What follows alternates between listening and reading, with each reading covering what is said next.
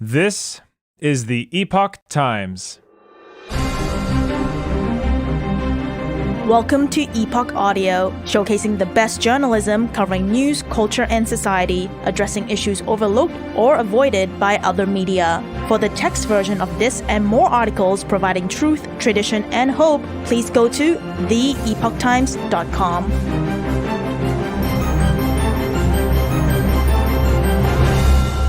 The Great Green Energy Transition That Wasn't. Commentary. One of the most textbook marketing flops of all time was the Ford Edsel sedan, which was heralded as the hot new car in the late 1950s. All the automotive experts and Ford executives said it was a can't miss. Henry Ford, the car was named after his son, guaranteed hundreds of thousands of sales. But one big thing went wrong. Nobody ever bothered to ask car buyers what they thought of the new car. As it turned out, they hated it. So instead of sales of 400,000, Americans bought 10,000, and the model was embarrassingly discontinued. The obvious lesson for the industry: you can't bribe Americans to buy cars they don't want. Given the all-in approach to electric vehicles at Ford and General Motors, it's clear that Detroit never got the message. Last week, Honda and GM announced an end to their 2-year collaboration in building a platform for lower-cost EVs. Honda execs said it was too hard. Amazingly, less than 10% of all new car sales over the past 2 years were EVs. This is despite the fact that the U.S. government is writing a $7,500 check to people for buying an EV, and some states are kicking in $5,000 more.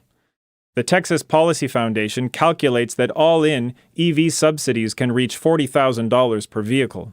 It would practically be cheaper for the government to purchase a new gas vehicle for every American car buyer.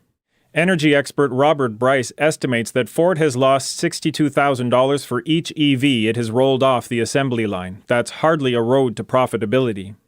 Meanwhile, the news is even worse for wind and solar power. The Wall Street Journal reported last week that clean energy investment funds are tanking, with some down as much as 70% in recent months.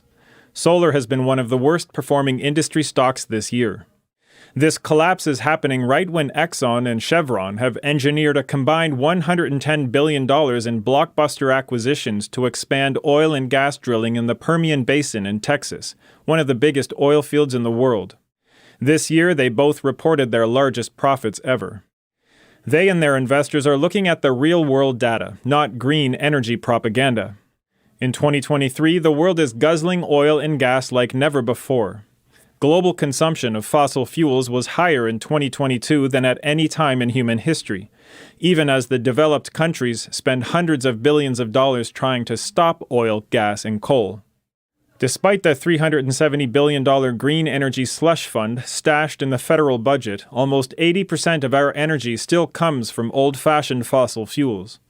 We're a long, long way from net zero. And remember, unlike green energy, fossil fuels get almost no subsidies. In fact, they pay taxes. All of this is to say that there is no global energy transition going on. If there is one, it's away from green energy, not toward it. Thanks for listening to Epoch Audio. This was The Great Green Energy Transition That Wasn't. Written by Peter Moore and read for you by Chris Rod. Views expressed in this article are opinions of the author and do not necessarily reflect the views of the Epoch Times. For more Epoch Times articles in text, please visit theepochtimes.com.